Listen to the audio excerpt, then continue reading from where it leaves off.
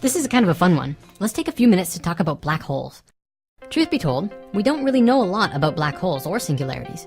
Not naming any names here, but there are actually some scientific institutions that have published videos describing them as gigantic vacuum cleaners in space, or big sucking blob monsters that absorb everything in sight. But that's not really scientifically accurate because it has no structure to it. What we do know about them is rather interesting. With our modern mathematics and physics, we understand that at the center of the black hole is a space with zero volume and yet infinite gravity. Infinite gravity, so powerful that light itself cannot escape its pull. Infinity. You know what that means, right? It means that the speed of light isn't the fastest thing in the universe, as we have believed for so long. There's something faster, which has some relationship and connection to gravity. Whether faster than light is something specific to black holes or if they're found elsewhere in the universe, that's not yet officially scientifically known. But I'd reckon that at the heart of light itself, inside the photon of light in the nucleus of a subatomic particle, at a level so small that our technology cannot even see, that infinity is also present. So I want to show you something interesting, and also a little funny. Just flow with me on this. It's pretty funny if we can lighten up about ourselves. See, it appears as though pictures such as this have been used for years and years to try and describe the structure of space and black holes. Among all of these pictures, there is this common trait that I saw in all of the diagrams. Yes, the space is curving, but the space is curving from a point of flatness. Over and over, all over the world, space-time is often described as if it's this big flat plane out in space, and that the planets, the stars, the black holes just sort of create gravity around the fabric of space. And it just made me laugh. I mean, come on, this is a little funny. You know, first we had to fight our way to try and prove that the world wasn't flat, and it looks as though we're having to do the same thing with the universe. But don't worry, I'm pretty sure that most people would agree that space itself isn't flat. And I'm also pretty sure that these scientific institutions don't genuinely believe that space is flat. I hope. I understand that this is a technological trial of ours. We're not exactly sure what it looks like, because it's probably like being underwater, and there's waves constantly moving from all different sources, gravity from this star and this galaxy and this black hole. It's a jumble, it's messy, and we don't know how to visualize it. We don't even know which way is up, if there even is an up. For all we know, there isn't. Direction only happens in relationship to something else. And so even if our whole galaxy is a particle floating around in a great deep ocean on another planet in a super universe, unless we can actually demonstrate that scientifically, we're pretty much just throwing darts in the dark here. Now, the original reason I brought this up was this whole flat universe model.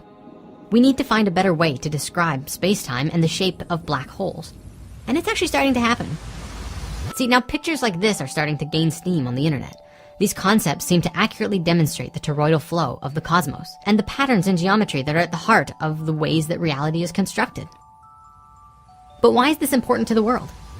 Honestly, I think it helps people see how these same patterns are present everywhere, from whirlpools, galaxies, atoms, and even in our own bodies. We grow and build a sense of connection with everything around us. Now, I want to present an idea with you. This is an idea that has sort of been mainstream-ish for a while, but it never really got the big attention from scientific institutions or the media because we have a hard time seeing this to be demonstrated out in the universe. At the same time, that's how we evolve in science, is we have to make predictions and then try and demonstrate and find examples of these things to see that they are in fact true.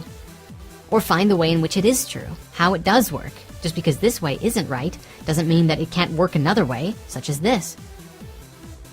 You know how black holes absorb light and matter and pretty much everything? That light obviously must go somewhere. The laws of a toroidal field dictate that what goes in must come out, and what goes out must come back in. Now, the problem was that we've never really been able to follow or watch or see where energy and light goes once it goes into a black hole. We are blind once things pass the event horizon.